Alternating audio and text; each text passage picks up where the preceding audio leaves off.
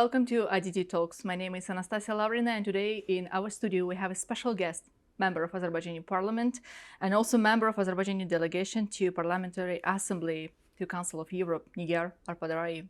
Hello and welcome to our program. Thank you very much. Thank you for inviting me. Thank you so much. Just recently you had a very successful visit to the United States of America. So in this particular program, I would like to speak about your visit, of course, about the role of the United States in the region and the future perspective of peaceful agenda, peace development between Armenia and Azerbaijan. Quite interesting that the United States ambassador to Armenia, Christina Quinn, said that Washington believes that Armenian residents of Karabakh will be able to live safely within Azerbaijan. What do you think about this statement? Thank you very much, Anastasia, for this discussion. And I think that this is a very good statement, very good sign.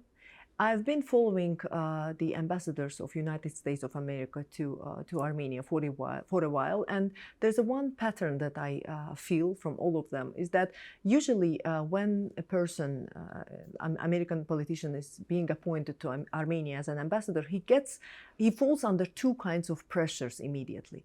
First pressure comes from Armenia, because you know how their society operates, from their media, from their civil society, from their society general. They always try to manipulate, to feed this politician with certain things, and he falls under this pressure immediately. The second pressure comes from America itself, because there is a very strong Armenian lobby, United States of America, and it comes that they are rich and they are powerful, so they start influencing processes. So this person becomes their kind of falls under their influence, and I've seen that sometimes the ambassadors of United States of America to Armenia start making statements or doing things which is not even in line with their overall policy of the country.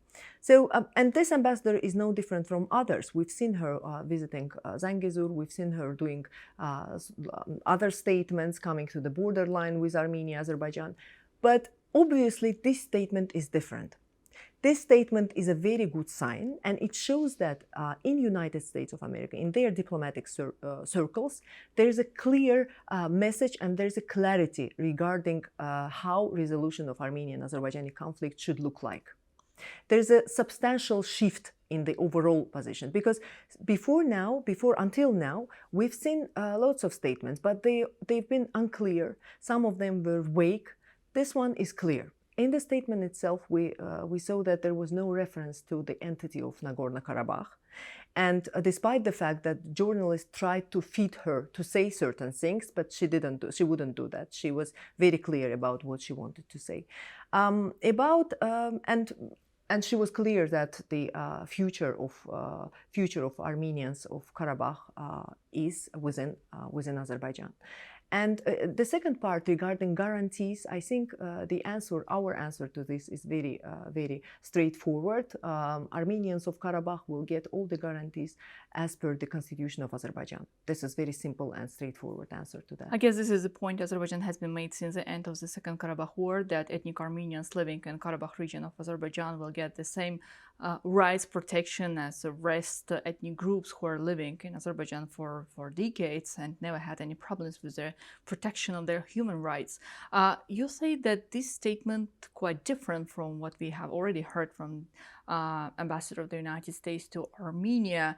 In all, how would you characterize the position of the United States towards the region of the South Caucasus and the efforts to bring peace between Armenia and Azerbaijan? Maybe there is specific, I would say, event or the statement made by high-level officials in the United States that affected the position of the ambassador in Armenia itself. Of course, we appreciate the efforts done by America in resolution of the conflict between Armenia and Azerbaijan. But we have to remember that all large countries have their own agenda.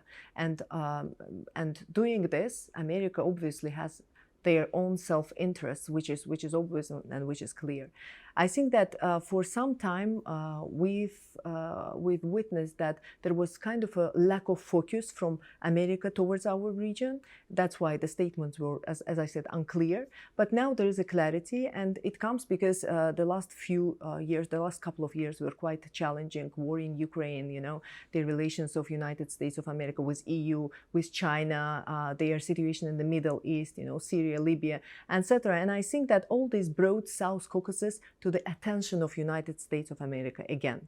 And this is the reason that their position is becoming more and more clear. And I think that it helps us to really sit together at the table and to come to the peace deal.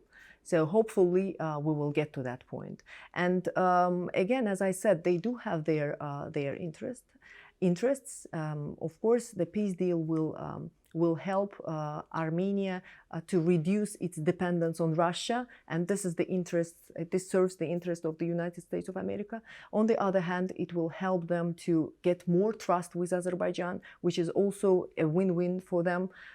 So I think that it goes in the right direction. But of course, we should not forget that there is still a very rich and very powerful Armenian diaspora in United States of America, and they will not stop their efforts. They will again be trying to influence certain processes, talk to politicians.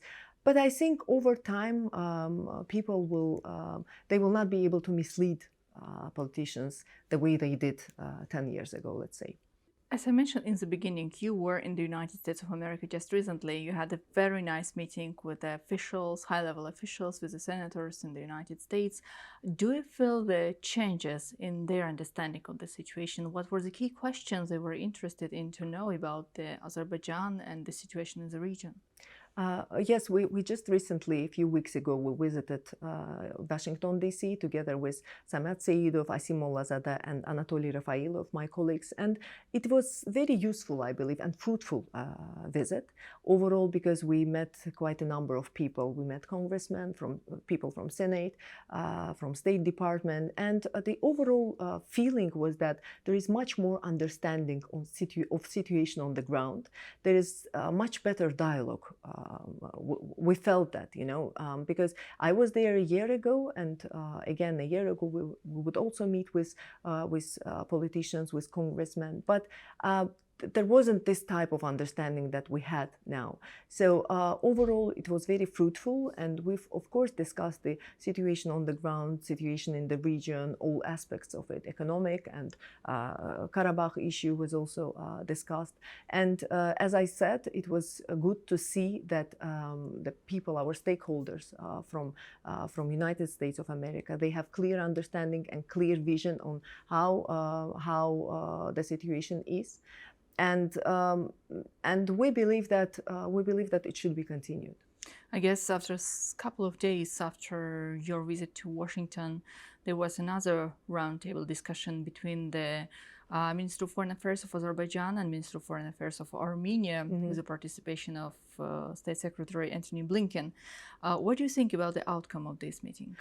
Well, there's one thing that I want to share with you. Overall, of course, we don't know what is happening behind the closed doors. Of course, we only... the most interesting part of the conversation. Yes, the most interesting part we never know. And especially in our case, we always get statements from Mr. President on a timely manner. He on the decisions, on the situation, on a timely manner, he gives this information to Azerbaijani public.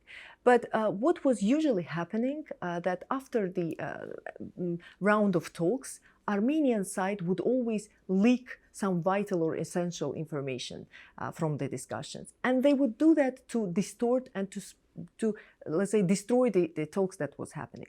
Why? Because their reason and their overall goal was to win time. They were not sincere about these peace talks. That was the feeling that I always had. But this time, it feels like Armenian side is also taking these negotiations seriously. I think that it's the first time that we feel. So if you ask me whether I am optimistic or not, well, I'm more optimistic than I was a year ago, because I believe that we have a historic chance to sign a peace deal with Armenia and to turn this page.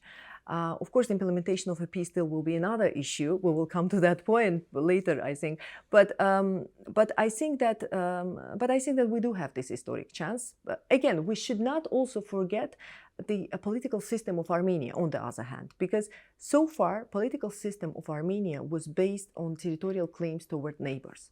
So their whole ideology is based on expansionism, and they didn't change this ideology. So if you ask me, in order to reach this sustainable and lasting peace, they need to make political reforms, which we don't see yet. They have to change their constitution, they have to change a set of laws they have, which are, all of them have territorial claims towards Azerbaijan. So there is a big process that should be going on. And yes, Prime Minister Pashinyan I think, is getting closer to the peace deal with Azerbaijan. On the other hand, we should not forget that he was the one that, when in his early years of him becoming a prime minister, he would be flirting with expansionists, if I can say that. Like, he would go to Shusha, he would get drunk and dance there, he would make some other statements that would destroy the whole process. So it's the same person.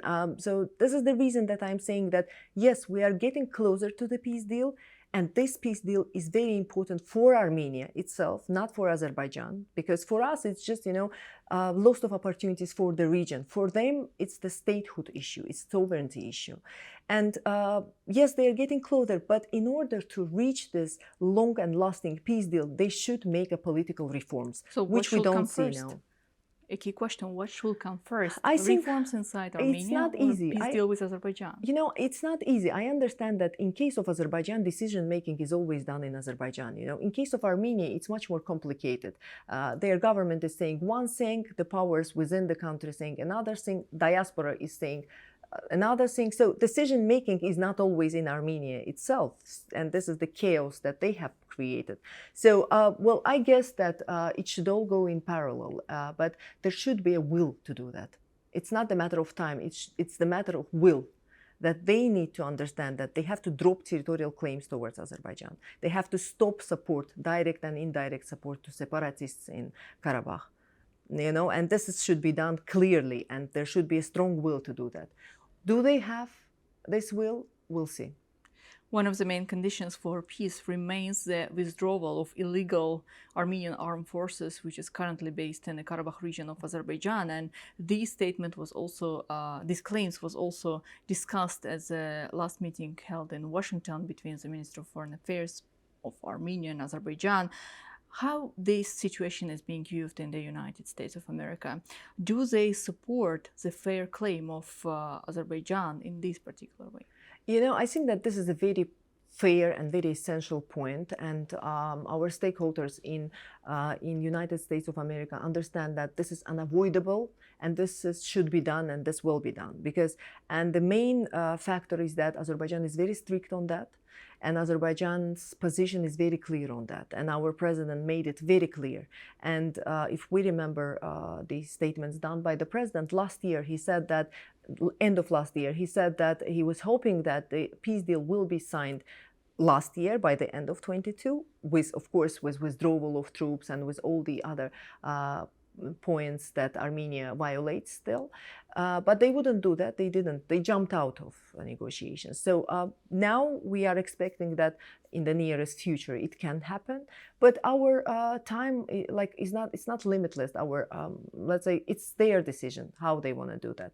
And of course, withdrawal of remnants of Armenian military from Karabakh, from Azerbaijan's territory, is one very important thing, which is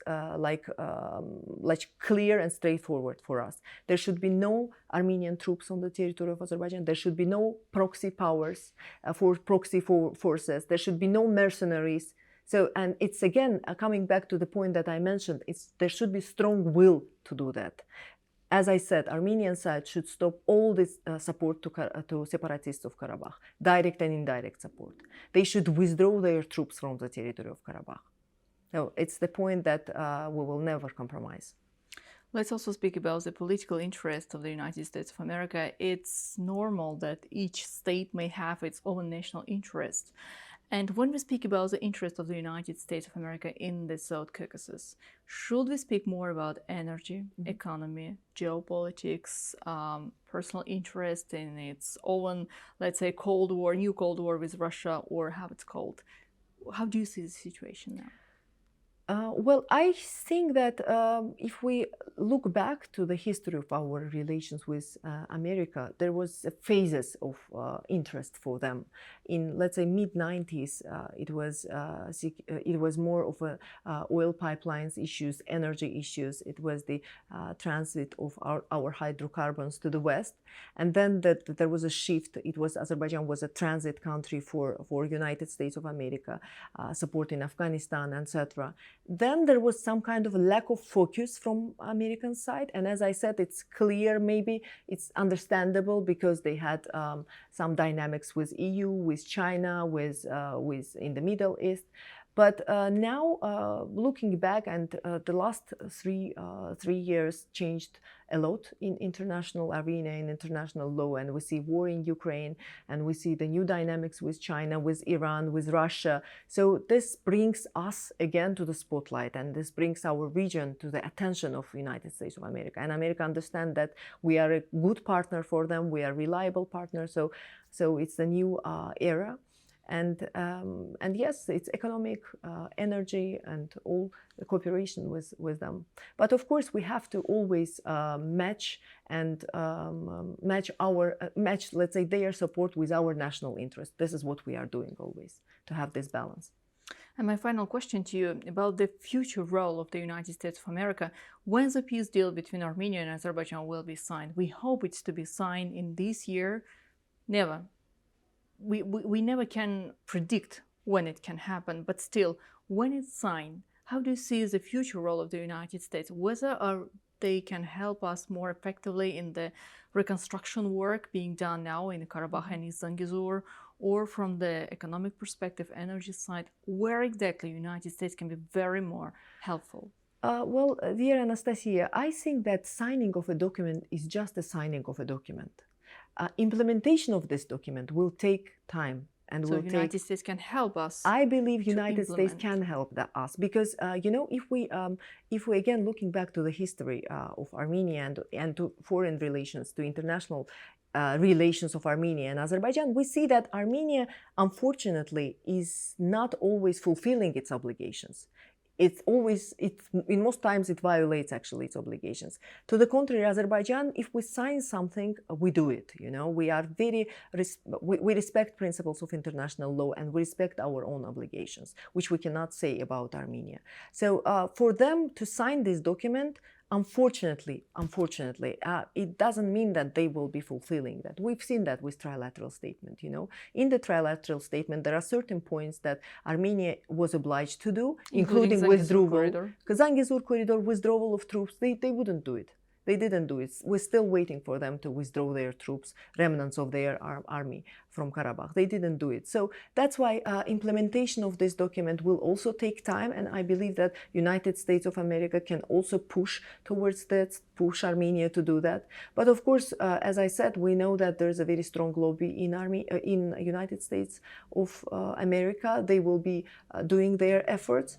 But I'm more optimistic in a sense that I think that they will not be able to mislead public and politicians so much as they were doing in previous years, because now it's much more clear, and their diplomatic circles have clear understanding of the situation on the ground. Let's see how it goes. Let's see how it goes. Thank you. Thank you so much for joining ITD Talks Thank today. you very much. Thank you. Thank you.